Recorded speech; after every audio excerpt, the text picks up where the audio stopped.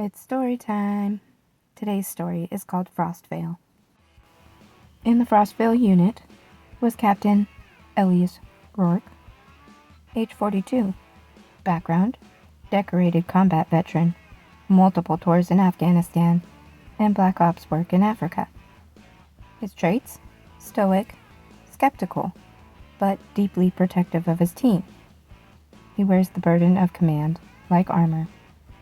His quirk: he keeps a worn compass from his father, always checks it even in GPS zones. Sergeant Talia Vega, age 34. Background: explosives and demolitions specialist. Notorious for bending rules, but getting results. Traits: dark humor, sharp wit, fearless under pressure, and loyal to a fault. Quirk: smokes hand-rolled cigarettes, even in sub-zero conditions, just to tick off Captain Rourke. Corporal Jamie Ash, age 25. Background: newest member, fresh from recon training. High aptitude for observation and pattern recognition. Traits: inexperienced but resourceful. Has a knack for noticing details others happen to miss. Quirk: keeps a notebook and sketches what he sees, especially odd patterns in nature. Dr. Miriam Keene, age 39. Background: civilian marine biologist, recruited under the guise of studying Antarctica ecosystems. Traits: intelligent, curious, and occasionally clashes with military authority. Quirk: fascinated with Antarctica sea spiders. Knows their biology inside and out. Specialist Mason Harlow, age 37. Background: heavy weapons operator, former MMA fighter before enlistment. Traits: loud, brash, but deeply superstitious. Quirk: believes in omens and bad luck signs. Mutters prayers in combat zones. The roar of the transport plane's engine drowned out nearly everything. The cavernous interior rattled with every gust of Antarctic wind that slammed against its fuselage. Inside, 5 figures sat strapped into steel benches, their parkas zipped up, goggles hanging around their necks. None of them spoke much. Missions like this didn't begin with chatter. They began with silence, the kind that pressed down heavy at the endless ice they were flying towards. Captain Elias checked his compass for the 3rd time. The needle quivered, faintly, pointing north with the same stubborn precision it always had. He snapped it shut and slipped it into his chest pocket. Routine. Comfort. A soldier's way of tethering himself to something that didn't change. Across from him, Sergeant Talia lit the stub of a hand-rolled cigarette. The cabin's ventilation system sucked the smoke away almost immediately, but the smell still earned a sharp glare from the crew chief. Vega only smirked, taking one long drag before stubbing it out on the steel wall. "Hope you brought enough to share with the class," Mason grunted, adjusting the strap of his heavy weapons case. His voice was a growl, the kind that carried across gunfire. Vega winked. "Not a chance, big guy. You'd waste it praying to whatever gods you think are keeping us alive out here." Corporal Jamie Ash scribbled something in his battered notebook, ignoring the banter. The kid's pencil scratched over the paper with nervous precision. Sketching the profile of the plane, the curve of the wing he'd glimpsed through the porthole, he drew everything, like he was afraid if he didn't, the world might forget it had ever existed. Dr. Miriam Keene sat stiffly beside him, arms folded over a stack of field notes and marine biology journals. Her eyes weren't on the soldiers, though. They were on the mission brief in her lap. She'd read it 5 times already, but the words "abnormal marine carcasses" and "cause unknown" still clung to her brains like frost. As far as she knew, she'd been brought along to investigate dead squid and jellyfish washing ashore. But the faces of these soldiers told her there was more. Much more. The intercom crackled to life. 10 minutes to drop zone. The plane began to descend, shuddering as the Antarctic wind howled around it. Outside the portholes, there was nothing but endless white. Mountains of ice rose in the distance, jagged like broken teeth. The continent stretched beyond sight, a wasteland untouched, unforgiving. Rourke's voice finally broke the silence. "All right, listen up. We're boots on the ice for 3 weeks, maybe longer. Officially, we're here to support Dr. Keen's survey. Unofficially," he paused, eyeing each of them. "Command thinks something's out there. Something responsible for the carcasses." "Something?" Vega leaned forward. "As in what? Another Russian experiment they forgot to feed?" Rourke ignored the jab. "We don't speculate. We observe, document, and if necessary, eliminate." Harlow's grin was sharp. "Eliminate? Now you're speaking my language." Ash stopped sketching, looking up. "Sir, what are we expecting? Polar bears? Mutated seals?" "Neither," Rourke said firmly. "Keep your head on a swivel. If there are answers, they'll be on the ice." The plane dropped lower, wheels screeching against the hardened runway of the McMurdo outpost. The landing was rough, the kind that rattled teeth. When the rear ramp dropped, the cold air hit them like a hammer, a blast of air so sharp it clawed into lungs and burned exposed skin. They stepped out into the white void. The endless expanse of Antarctica spread before them, silent except for the scream of the wind. Somewhere beyond the horizon, the dead squid and jellyfish lay waiting, and whatever had killed them. Rourke adjusted his rifle strap, scanning the barren landscape. He felt the familiar weight of his compass pressing against his chest.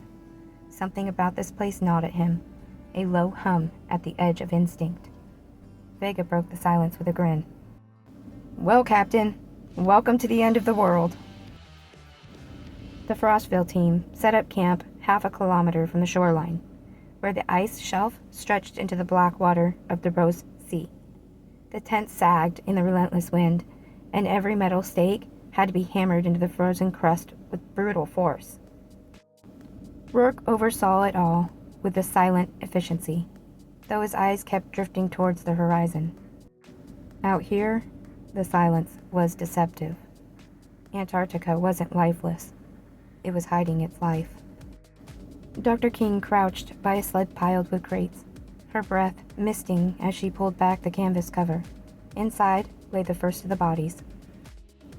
The squid was enormous, 40 feet from mantle to tentacle tip. Its flesh covered with gray frost, but what froze King wasn't its size. It was the way the body looked deflated. The muscles had collapsed inward, as though the creature had been drained like a punctured water skin. "Jesus Christ," Vega muttered, stepping closer. "Looks like it went through a blender." "Not a blender," King whispered, brushing a gloved hand across the mantle. "Siphoning. Like something pulled the fluids out." Ash knelt beside her, scribbling quickly in his notebook, sketching the collapsed form. "Like a mosquito?" he asked. King shook her head. "Closer to a sea spider. They feed on soft-bodied animals, jellyfish, and squid. They pierce with the proboscis and drain the tissues. But sea spiders are tiny, only a few centimeters at most." "This," Harlow said, hefting his rifle for emphasis, "this ain't tiny." They found 3 more carcasses along the shore that day, all in the same condition, massive, hollowed out shells of squid and jellyfish, lying twisted and frozen in grotesque shapes. Rourke kept his jaw tight, saying little, though each discovery deepened the weight in his chest. By nightfall, they had cataloged and photographed everything. Then came the decision to set watch. Vega and Ash took first shift. The camp's heaters hummed inside the tents, faint beacons of warmth against the biting wind. Outside, the world was silent, except for the crunch of shifting ice. Ash kept his eyes on the horizon, sketchbook tucked under one arm. Vega lit another cigarette.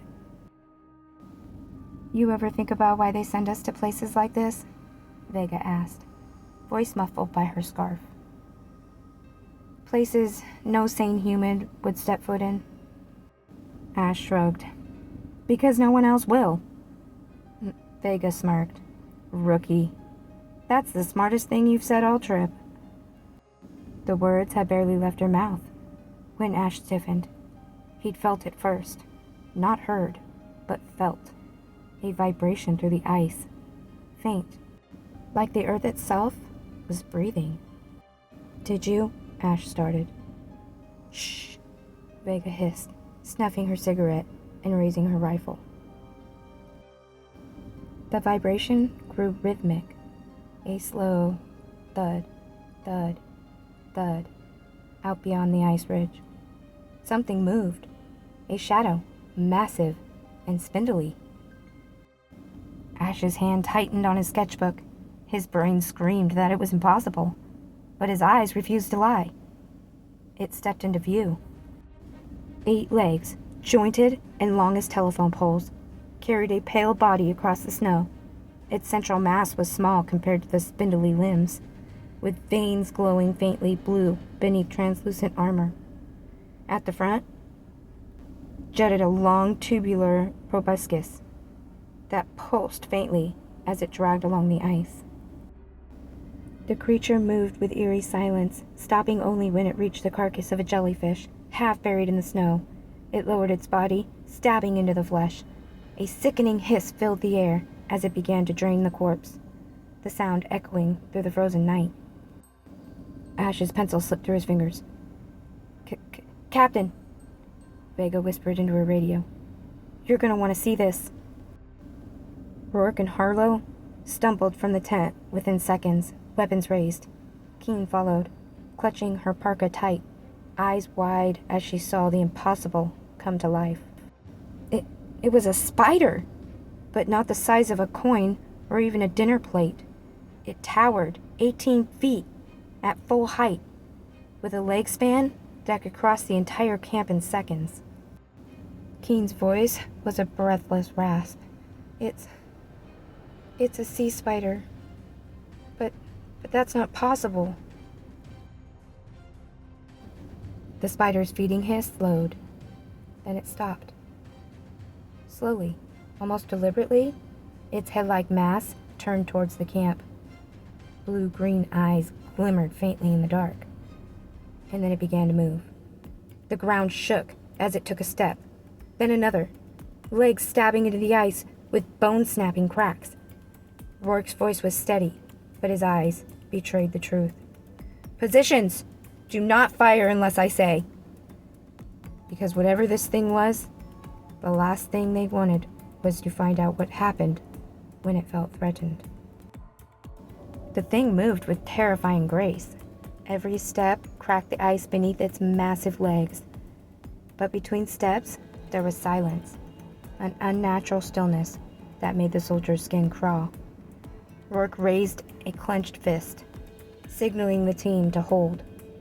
Rifles aimed, eyes wide, breaths frosting in the cold air.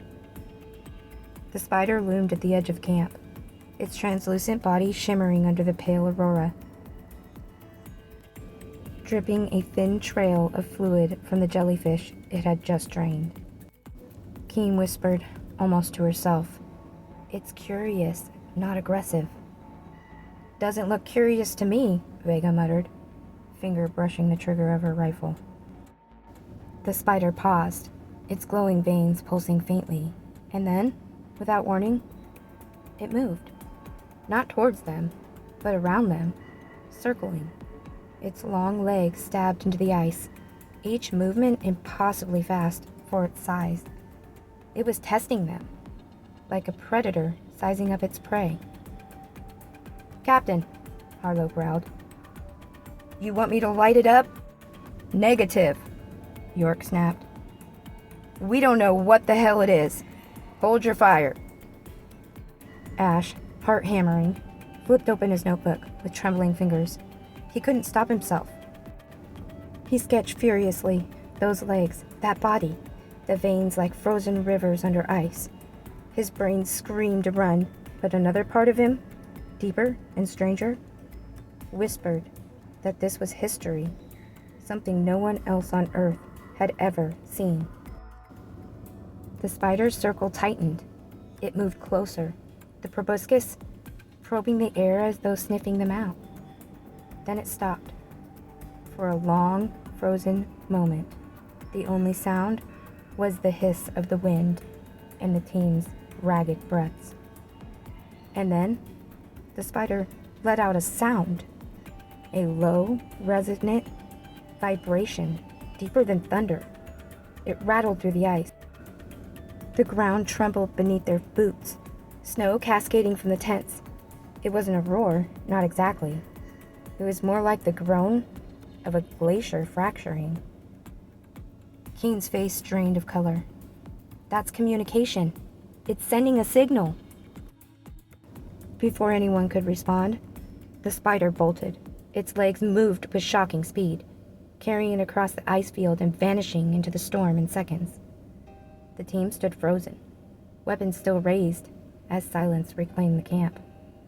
Rourke lowered his rifle. "Nobody sleeps tonight. Double watch. If it comes back, we're ready." The hours dragged. The wind screamed through the camps, rattling tent flaps and snapping ropes. Shadows danced in the aurora, every flicker a trick of the eye. Ash sat huddled in his parka, sketchbook balanced on his knees, ears straining for the vibration. He didn't have to wait long. The ground trembled, faint at first, but then stronger. The rhythmic thud, thud, thud of something impossibly heavy moving across the ice.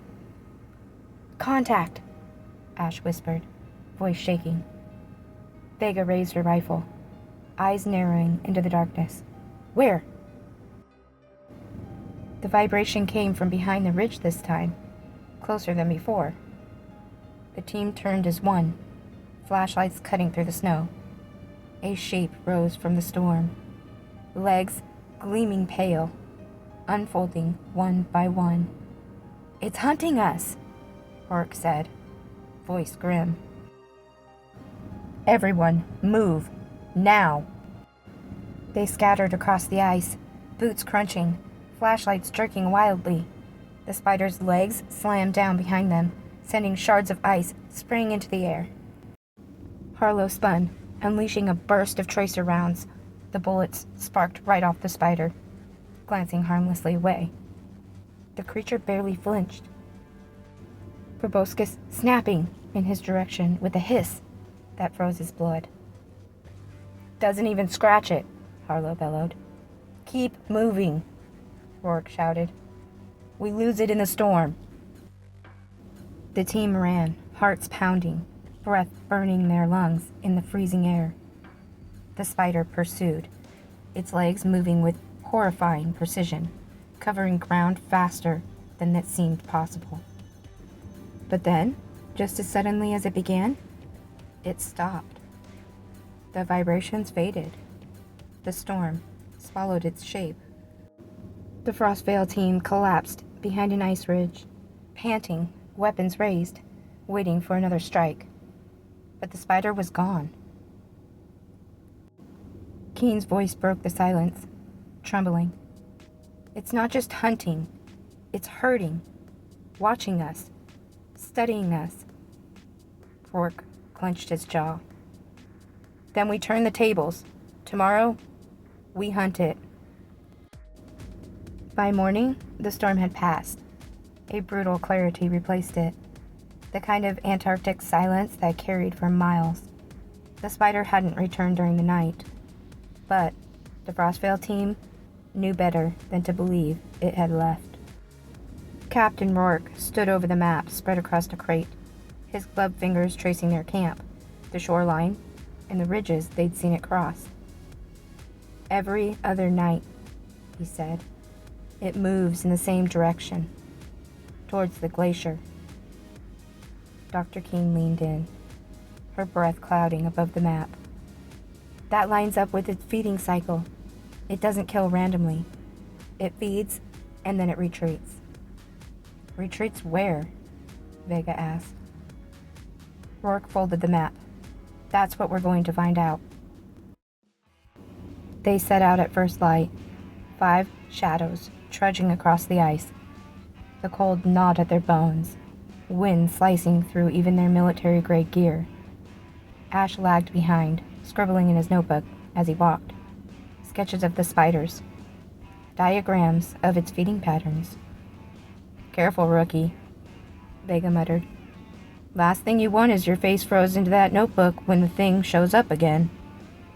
Ash smirked, weakly, but kept drawing. The trail wasn't hard to follow. Patches of ice were shattered where the creature's legs had driven down, and long streaks marked the snow where a drained squid carcass had been dragged. After hours of marching, they reached the glaciers, a yawning crack in the ice, tall enough for a building and wide enough to swallow them all. The vibration returned before they even saw it. Slow, rhythmic, the sound of something massive moving just ahead.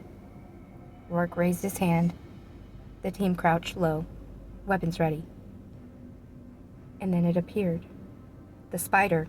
It rose from the glacier like a nightmare, legs unfolding against the pale sun. It moved inside, disappearing into the shadows of the cave. Rourke's voice was a whisper. "That's our lead. Move." They followed cautiously, flashlights cutting across walls of ice that glistened like glass. The deeper they went, the more unnatural it felt. The walls weren't jagged or fractured. They were smooth, as if melted and refrozen. Ash whispered, "Does ice naturally do this?" "No," Keene said, her voice low. "Something made this tunnel." The air grew colder. The breath came in ragged gasps, lights bobbing as the tunnel narrowed. The sound of their boots echoed back at them. Then the tunnel ended.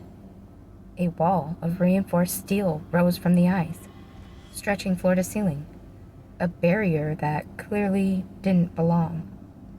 Painted across it in bold, black stenciling were words none of them expected to see. "Non-human containment zone, P12A1. The silence was deafening. Vega finally broke it. "Well, shit!" Harlow pressed a hand to the door, feeling its frozen surface. "This isn't natural. Someone built this here." Keene's eyes darted across the wall, disbelief tightening her features. "Containment zone? Non-human? What the hell does that mean?" Rourke said nothing. His jaw tightened, eyes narrowing as he scanned the door. He'd seen things in his career, classified things, things that he was never supposed to speak of. But this was different. With a groan of shifting gears, the door unlocked. The team raised weapons instinctively as the steel barrier slid open, revealing a cavern bathed in cold, artificial light. And what they saw inside turned their blood to ice. Dozens of the giant spiders moved across a frozen landscape, their legs stabbing into the ground with eerie precision. Some clung to the icy walls, glowing veins pulsing faintly. Others clustered around tanks filled with gelatinous creatures, feeding, draining, surviving. And Among them stood human structures, observation towers, corridors branching deeper underground, equipment stations, long abandoned, but unmistakably military. They were not the first humans here, Rourke whispered to himself. Son of a bitch. The team moved in silence, pressed low behind the jagged ice formations that dotted the cavern floor. Above them, the skittering of massive legs echoed like drumbeats. Every sound was amplified in this place. The click of rifles being readied, the faint hum of the containment lights overhead. Eyes front, Rourke whispered. We're not here to fight. We need answers. They moved towards the structures, corridors of steel and reinforced glass embedded into the glacier itself. The architecture looked decades old, with frost creeping over long-forgotten insignias of U.S. Army. Ash's wide eyes darted from spider to tower. This is impossible. No record of this exists. Nothing in any archive. Vega grunted. That's the point, kid. At the first junction, they slipped through a broken access door, entering a darkened corridor. Their flashlights revealed rows of offices, overturned chairs, and desks buried under frost. Paperwork lay scattered like snowdrifts, edges curled with age. Keen brushed the frost off a desk plaque. Dr. M. Halvorsen, Xenobiology Division. Xeno? She whispered. They knew? They knew these weren't from here? Harlow rifled through a drawer. He found a sealed folder. Its cover was stamped in red. Project P12A1. Classified.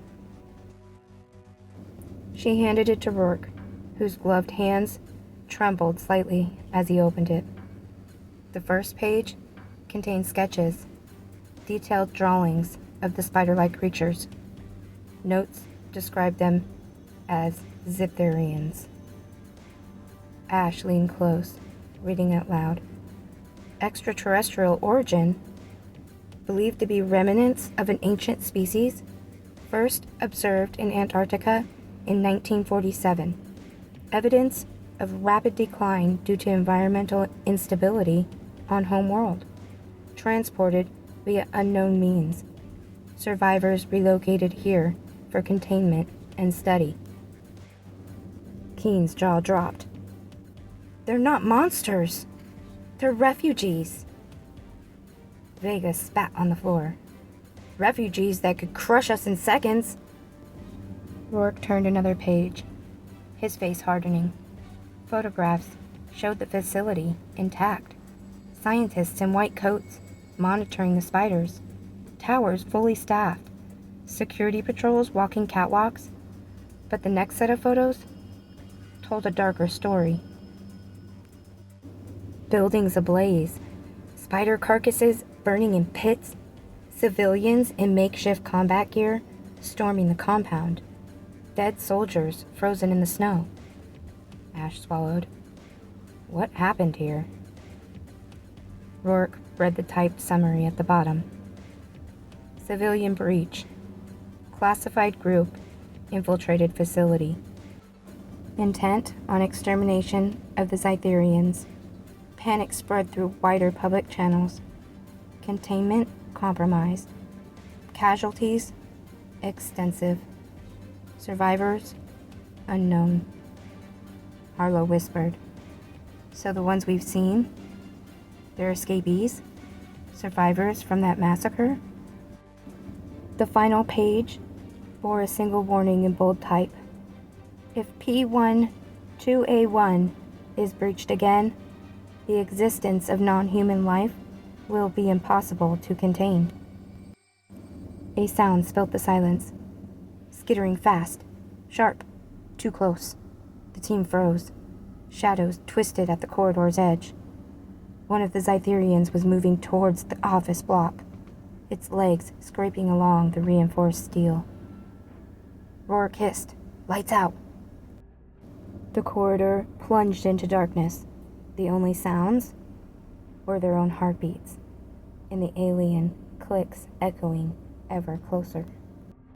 The corridor was suffocating in its silence. Every breath from the team fogged the air. Every creak of their boots echoed like thunder. The skittering drew closer, slow, deliberate. The Zytherian was hunting. Rourke motioned with his hand. Down. They crouched behind a row of overturned desks, flashlights off, rifles drawn, but useless in the dark. A faint glow appeared first, the same pale luminescence they'd seen in its veins outside the cave. It washed over the walls, in flickering waves, like moonlight through water. Then came the shape. The spider filled the corridor, its legs flexing with impossible grace. Its body shimmered with frost. Mandibles clicking in a rhythm that vibrated through their bones. It paused at the doorway, head tilting, as if it was sniffing the air. Ash's notebook slipped from his hands, clattering softly against the floor. The entire team froze. The Zytherian snapped its head towards the sound. Its glowing eyes pierced the shadows, looking on their hiding place. "Move!" Rourke hissed. Chaos exploded. The team bolted through the hallway, boots pounding against the steel. Behind them, the spider shrieked, an alien sound like metal tearing apart, and surged forward, its legs slamming into walls and ceilings. Vega fired blindly down the corridor. Muzzle flashes lit the spider's monstrous silhouette, but the rounds ricocheted harmlessly off its hardened exoskeleton. "Bullets aren't doing shit!" Vega yelled. "Left! Into the service hatch!" Harlow shouted, spotting a narrow passage. They dove into the hatch one by one, scrambling down a steep maintenance shaft, just as the spider's legs smashed through the wall above. Ice and metal rained down around them. Ash nearly slipped, catching himself at the last second. Rourke hauled him down, shoving him forward. The shaft dropped into another corridor. This one half collapsed, with ice choking the ceiling. They sprinted, flashlights bouncing wildly, until they reached a sealed blast door. "Locked," Harlow said, fumbling at the panel. "Override it," Rourke snapped. Harlow tore open the panel, sparks flying as her gloves yanked at frozen circuits. The skittering grew louder, echoing through the shaft behind them.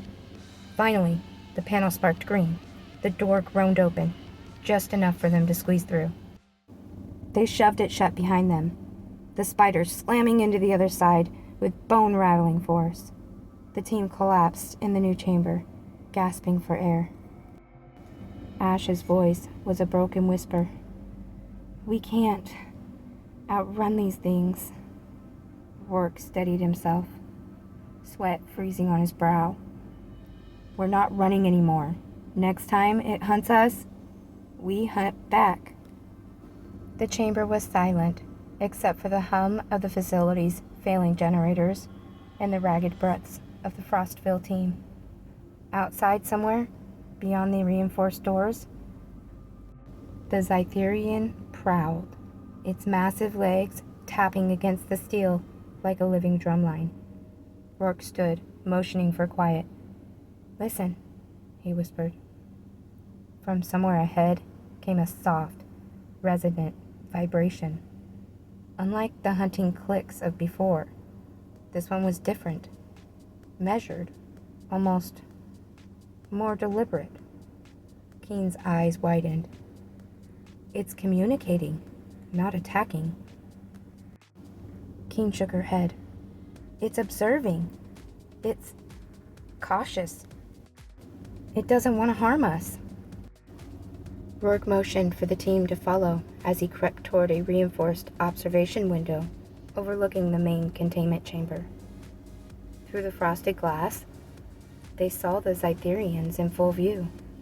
Dozens of others moved gracefully across the icy terrain inside the habitat, siphoning fluids from gelatinous creatures in tanks. There was no violence, not towards humans, no predatory behavior beyond feeding. Ash whispered, "It's peaceful." Vega's rifle lowered, disbelief written across her face. "You're kidding." Keen tapped a data terminal beside the window, pulling up the old containment records. The Zytherians weren't monsters. They were survivors, refugees of a species driven towards extinction. They had been studied, observed, and preserved by the U.S. Army, not enslaved or weaponized. "Look at them," Keen said softly. "They don't attack, they only feed. Their pattern matches the natural behavior we've observed. The feeding cycles, the migratory routine, even the daily movements." Rourke exhaled slowly, the weight of command pressing down on him. "All this? We thought we were hunting a monster, and it turns out we were hunting history?" They watched as one of the Zytherians approached the corridor where they had entered. It paused, legs flexing, then tapped gently on the steel with its proboscis, producing a faint vibration through the floor. It was almost like a request or a test. Ash murmured, "It's curious about us." Vega shook her head. "Curious, not hostile. That's freaky." Keen smiled faintly, the first relief since their arrival. "It's as intelligent as it is alien. They're not predators, they're survivors." Rourke surveyed the team. "Then this ends differently. We don't destroy them. We don't capture them. We document, we study, and we leave the rest to science." Harlow nodded slowly, glancing at the massive creature moving outside the glass. "I thought I'd be pulling the trigger tonight. Guess the only monsters here were the ones in our heads." The team left the observation deck carefully, recording every detail. They documented the Zytherians' size, number of legs, feeding behavior, and movement pattern. They watched the creature's interaction with their habitat, noting the artificial yet functional ecosystem created by the Army to preserve them. Before leaving the facility for good, Rourke marked the coordinates, secure but secret, ensuring no unauthorized intrusion could threaten the Zytherians again. The team returned to the surface as the aurora shimmered over the frozen expanse. The wind no longer felt oppressive. It was a lullaby to a continent holding secrets beyond comprehension. Keen looked at the horizon. "We've seen something no one else on Earth has, and it's alive, thriving, waiting for the day the world is ready to understand it." Rourke checked his compass one last time. "Then we make sure that day doesn't come too soon. Some truths aren't meant for the public. Not yet." Ash scribbled one final sketch in his notebook. 8 legs, stretched against the ice. Veins glowing faintly, eyes glimmering with alien intelligence. As they departed Antarctica, the Zytherians returned to their silent routines, unseen by the world. The soldiers had come to hunt a monster, and instead had discovered life far older, far stranger, and far wiser than they could have ever imagined. The containment remained a frozen wasteland on the surface, but beneath, history and life endured, silent, patient, and unthreatening. The Frostville team returned to McMurdo Station under the thin veil of routine research operations to the outside world. They had been mapping the shelves, collecting data on marine life and surveying environmental conditions. Nobody outside their clearance knew the truth of what they had seen. Rourke filed the official report in a secure terminal marked Top Secret Eyes Only. Every detail of the Zetharians, their behaviors, and the containment zone was cataloged and locked behind firewalls, encrypted codes, and a network of classification layers designed to prevent human curiosity from turning deadly. Vega leaned back in the small mess hall, lighting a cigarette with the same defiance she'd carried through the ice storms. So, nobody's ever going to believe this, right? Ash grinned, flipping through his final sketches. Doesn't matter. We know, and that's enough. Keen stared out the frosted window, eyes reflecting the endless expanse of white. They're still there, waiting, thriving, and humans don't even know it. That's extraordinary. Harlow cracked a rare smile. I still say we dodged a bullet, or 8 leagues worth of them. Rourke didn't smile. His gaze lingered on the horizon, where the wind whipped across frozen ridges. They're not monsters, but people. Fear, ignorance, panic. They're dangerous. That's why we keep the secret, for their sake and ours. Back in the depths of the glacier, the Zetharians continued their routines. Massive legs traced the icy floors, bodies shimmering faintly in the artificial habitat. They fed, they moved, and they waited, unthreatened, unobserved, ancient life preserved in silence. Somewhere, a vibration pulsed through the ice, gentle, curious, not hostile. The kind of vibration that carried messages only to those who understood, or were willing to watch without fear. And the world outside remained unaware. The frozen wasteland hiding secrets older than humanity itself. For Frostvale, the memory of that encounter would stay with them forever. A reminder that the unknown is not always a threat. And that sometimes the greatest courage lies not in killing, but in knowing when to step back and simply observe. The ice would hold its secrets a little longer, and perhaps, one day, humanity would be ready. I hope you enjoyed the story. Thanks for watching. I'll see you next time.